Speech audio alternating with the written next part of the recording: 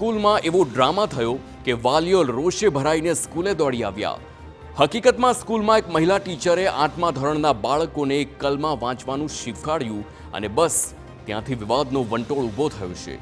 શું છે આખો આ મામલો, શા માટે ભડક્યા વાલીઓ અને પછી શું થયું છે એ જાણીએ આ રિપોર્ટમાં।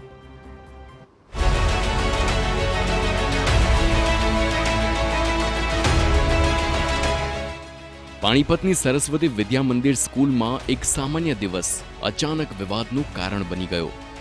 8મા ધોરણની સંસ્કૃત ટીચર મજીબ અંસારી, જેને સ્કૂલમાં માહી નામે ઓળખવામાં આવે છે, તેણે બાળકોને કલમા પડવાનું શીખવાડ્યું।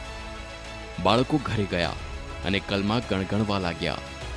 આ સાંભળીને વાલીઓના કાન ઊંચા થઈ ગયા અને બસ પછી શું, વાલીઓ રોષે ભરાયા અને સ્કૂલે દોડી ગયા।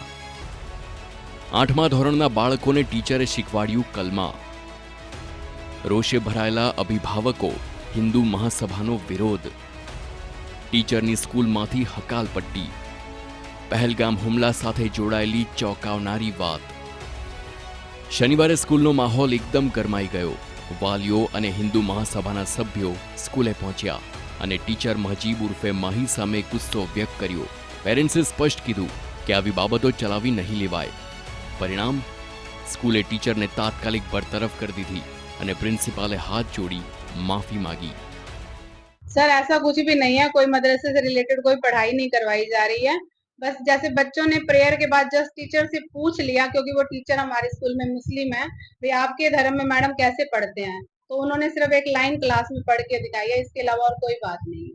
सिर्फ बच्चों को क्यूरियोसिटी को शांत करने के लिए सब किया गया है। सब जब कल बात हुई तो उसके बाद मेरी नॉलेज में आया, क्योंकि बहुत पुरानी बात भी नहीं है सर, ये परसों की बात है। तो कल जब बात मेरे सामने आई तो आज मैंने फिर सुबह उस टीचर से क्लियर किया, तो फिर तब मुझे पता चला इस चीज। जो कि आ मामलो आटलो सरल नहीं जेटलो देखाय छे। टीचर ने स्कूल में माही नामे ओळखवामां आवती हती, कारण के तेनुं नाम मजीब थोड़ुं जटिल हतुं, पण प्रिंसिपले स्पष्ट कर्युं के रजिस्टरमां तेनुं असली नाम ज नोंधायेलुं छे। कोई षड्यंत्र नहीं। पण चौंकावनारी वात ए छे કે પહેલગામ હુમલામાં આતંકીઓએ યાત્રિકોને કલમા વાંચવાનું કહ્યું હતું અને પછી ગોળીઓ ચલાવી હતી। એ જોતા આવી ઘટનાઓ લોકોને ચોંકાવી રહી છે। ત્યારે હિન્દુ મહાસભાના સભ્યએ કહ્યું કે આવી ઘટનાઓ સ્કૂલમાં થાય તે સ્વીકાર્ય નથી અને સ્કૂલને ચેતવણી આપી છે કે આવું ફરી ન થવું જોઈએ। बच्चों ने भी बोला है, मैडम ने भी खुद बोला है कि भाई हाँ मैंने कलमा पढ़ाया था, और मैडम की वीडियो बनाई है कि कलमा पढ़ चाहिए। मैडम ने बोला है कि हाँ मैंने कलमा पढ़ाया था, और हम जो कलमा पढ़ाते हैं इसके बिल्कुल खिलाफ हैं। हमारे बच्चे क्यों कलमा पढ़ेंगे? अगर ये प्रिंसिपल मैम ने इसको अभी छुट्टी नहीं की तो हम इनके खिलाफ एक्शन लेंगे और कानूनी कार्रवाई करेंगे, मुकदमा दर्ज कराएंगे। और शिक्षा मंत्री महिपाल लांडा जी के पास जाके ज्ञापन भी देना है, और ज्ञापन देने के बाद में उनकी भी नॉलेज में लेकर आना कि भाई मंत्री साहब, आप शिक्षा मंत्री हो और आपके क्षेत्र पानीपत में ही बच्चों को स्कूलों में कलमा पढ़ाया जा रहा है। आ घटनाए तो पानीपतमां हंगामो मचावी दीधो।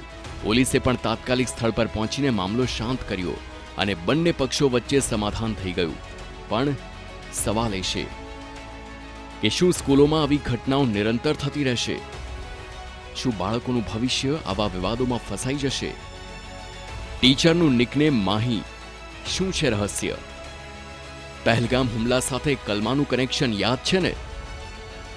શું સ્કૂલોમાં વધુ સાવચેતીની જરૂર નથી?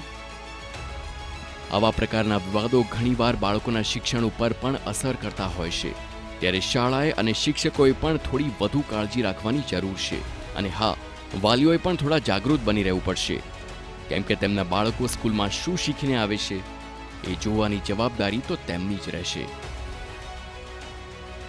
Bureau report, TV9, Panipat, Haryana.